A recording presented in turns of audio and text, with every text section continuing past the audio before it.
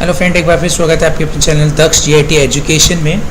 आज के एजुकेशन ज्ञान और नॉलेज और अवेयरनेस में हम जानेंगे कि सी के अंदर फंक्शन किस तरीके से क्रिएट करते हैं। जनरली देखें, अगर हम बात करते हैं तो फंक्शंस ऑलरेडी मैंने वीडियो में बता रखे हैं, वहाँ पे मैं लिंक शेयर कर दूँगा। नहीं तो अदरवाइज़ आप वीडियो सर्च करके आप देख सकते हैं प्रोग्रामिंग के अंदर कि क्या होते हैं फंक्शंस।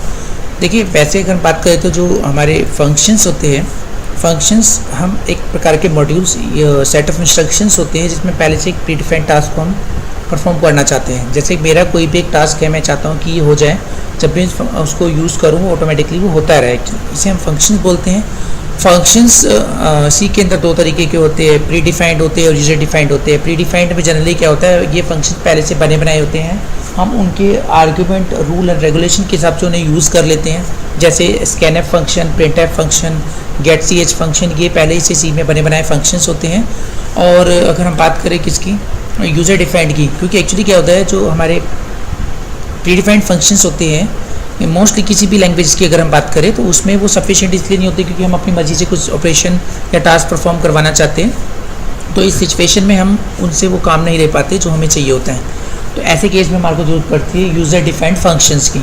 तो यूज़र डिफाइंड फंक्शन में फ्रेंड्स हमें क्या करना होता है कि हम एक पहले अपनी प्रॉब्लम को आइडेंटिफाई करते हैं कि हमें करना क्या है, फिर उसके बाद हम उसको किस तरीके से बनाते हैं वो हम यूज़ करते हैं। तो इसमें प्री डिफाइंड फंक्शंस के अंदर हमें कंपाइलर को बताना पड़ता है उसका एक प्रोटोटाइप कि भी हमें ये बनाना है और ये उसका एक नाम है, उसके अंदर ये आर्ग्यूमेंट्स होंगे और उस फंक्शन का रिटर्न टाइप कुछ होगा ही नहीं होगा, हमें वो बताना पड़ता है, जिसे हम प्रोटोटाइप बोलते हैं।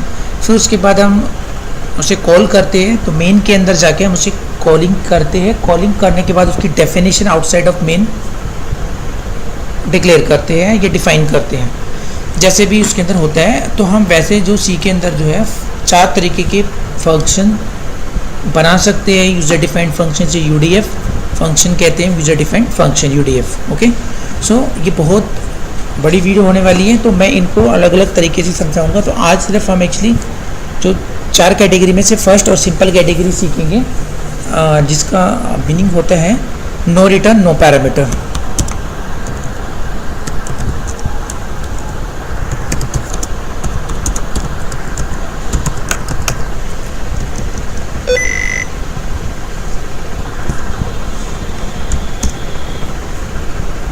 अब जनरली क्या है कि अगर हम नो रिटर्न नो पैरामीटर की बात करें, यानी कि इसमें कुछ भी रिटर्न नहीं होगा और साथ ही साथ कोई आर्गुमेंटिव पैरामीटर हम यूज़ नहीं करने वाले। लेकिन एक्चुअली फंक्शन बनाते समय वो 3 बातें जो बहुत इंपॉर्टेंट होती है वो हमें याद रखनी होती है, वो उसके बारे में पहले अब क्लियर कर देता हूँ।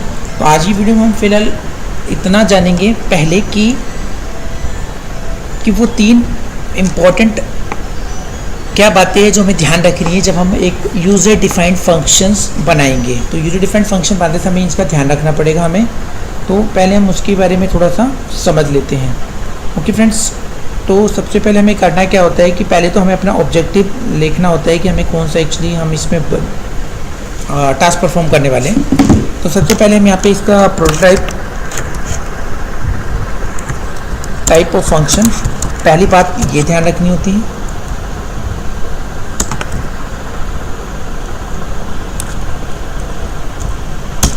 दूसरी इसके अंदर होती है कॉलिंग, सबसे इम्पोर्टेंट, एंड देन फिर होती है डेफिनेशन। तो ये 3 सबसे इम्पोर्टेंट बातें होती है जो हमें याद रखनी होती है यूजर डिफाइंड फंक्शन बनाते समय।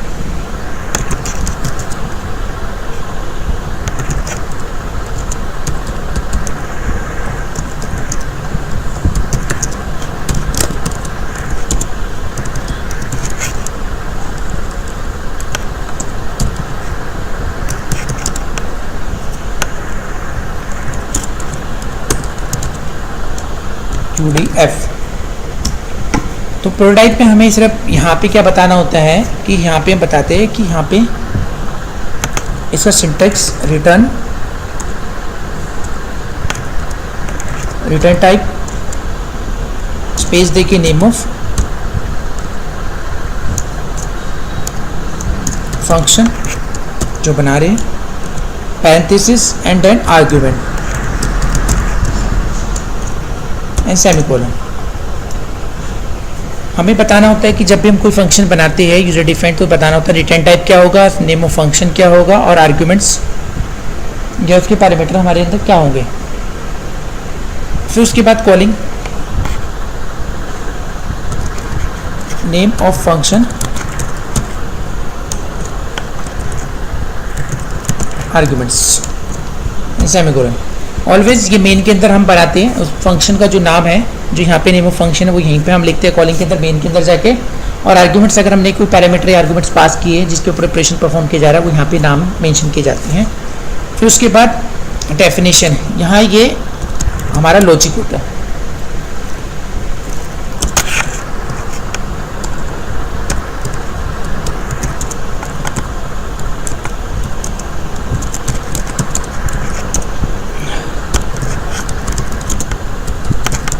जिसके थ्रू हमें एक्चुअली ऑपरेशन परफॉर्म करना है, वो लॉजिक आपको यहाँ पे लिखना है। तो ये 3 सबसे इंपॉर्टेंट पॉइंट्स होते हैं जो आपको याद रखने होंगे किसी भी यूजर डिफाइंड फंक्शन को बनाते समय। ओके फ्रेंड्स, तो अब हम इसका एक छोटा सा एग्जांपल देख लेते हैं।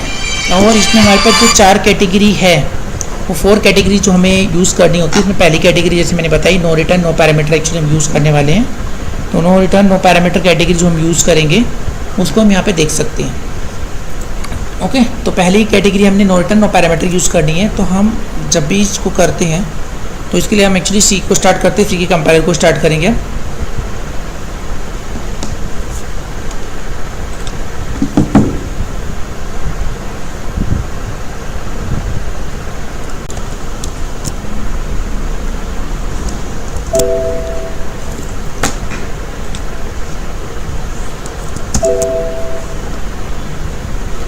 फ्रेंड्स तो हम आ गए सी हमने कंपाइलर, सी का कंपाइलर स्टार्ट कर लिया है।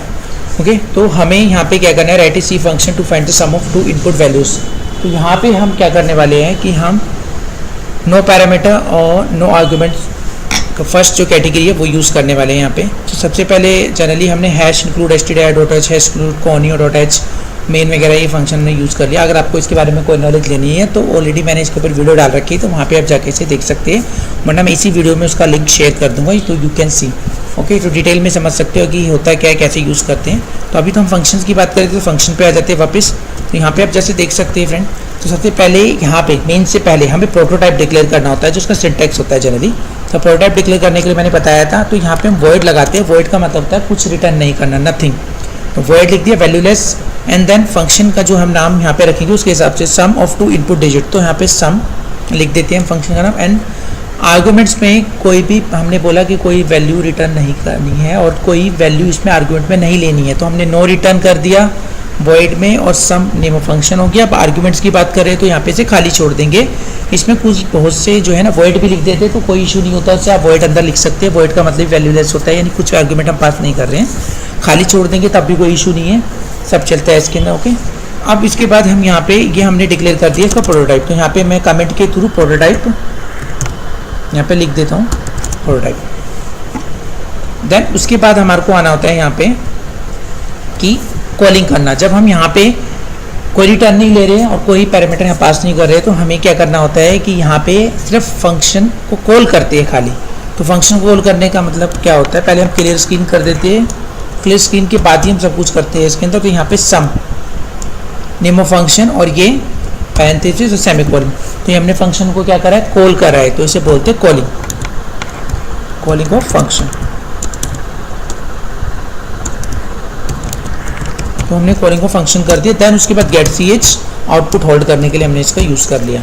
तो ये तो हमारा हो गया मेन यहाँ पे ख़त्म।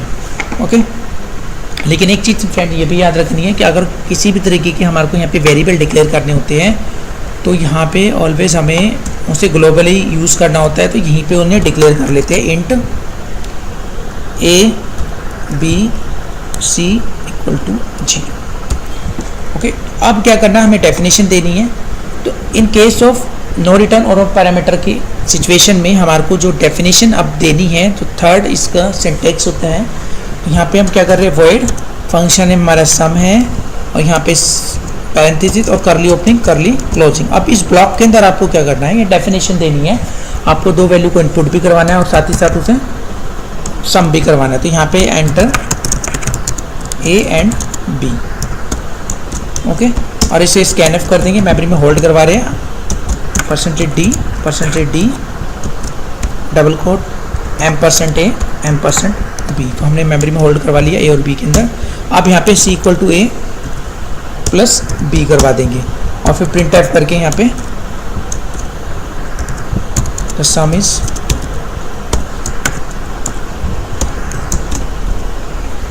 c।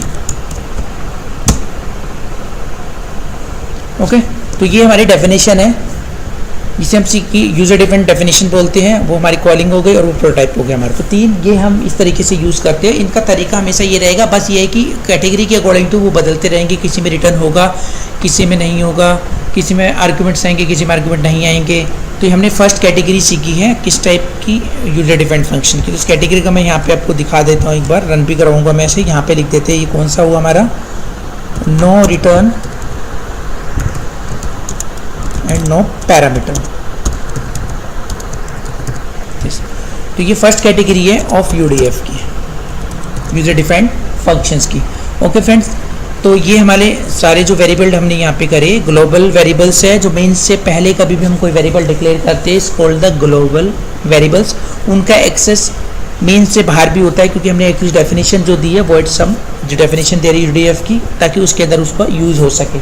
ओके फ्रेंड, अब इसे हम सेव कर लेते हैं एक बार।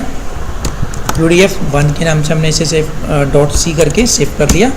अब इसे Alt F9 करके एक बार कंपाइल कर लेते हैं। तो कोई एरर नहीं है आपके सामने, आप देख सकते हैं सामने स्क्रीन पे ही। और Ctrl F9 करके हम इसे एक बार रन करवा लेते हैं। तो आपसे वो वैल्यू मांग रहा है नाउ 5 और 6, तो दोनों को इसने सम कर दिया लाइक। अब जब भी हमें इसकी कभी भी जरूरत पड़ेगी तो हमें सिर्फ फंक्शन की डेफिनेशन नहीं लिखनी है दोबारा, वो तो वंस है एक बार, और देन उसे रीयूज़ करना है। तो हमने यहाँ पे दोबारा सम कर दिया, तो दोबारा डेफिनेशन कॉल करेगा। जितनी बार आप यहाँ पे सम सम सम सम लिखोगे तो वो उसकी डेफिनेशन कॉल करता रहेगा। अब इसे एक बार फिर दोबारा रन करवाते हैं एंड देन रन।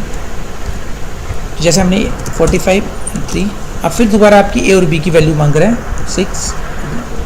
तो मैंने 2 टाइम्स उससे डेफिनेशन को कॉल करा था इस तरीके से। तो फंक्शन का फ़ायदा यूडीफाइंड का एक तो यही हो गया कि हम उसे कहीं पे भी रीयूज़ कर सकते हैं। उसकी एक तो हमारा स्पेस इसमें बच रहा है और टाइम भी। ओके फ्रेंड, तो ये था आपका user defined function in C और no return no parameters. I hope ये वीडियो अच्छी लगी कि आपको। इसे जल्दी से शेयर, और अगर मेरे चैनल पे आप न्यू हैं तो सब्सक्राइब जरूर कीजिए, इससे हमारा उत्साह बढ़ता है। ओके, तो मैं चाहता हूँ कि इस तरीके फ्री ज्ञान और नॉलेज सबको मिले और ESC इस तरीके से सीखे। ओके फ्रेंड्स, तो उसमें बहुत सारे और भी है सीखे फंडामेंटल्स, आप उसमें देख सकते हैं। किस तरह की कोई अगर आपको हेल्प या प्रॉब्लम है तो आप मुझे कमेंट में शेयर कर सकते हैं। Okay friend, thank you very much, have a nice day.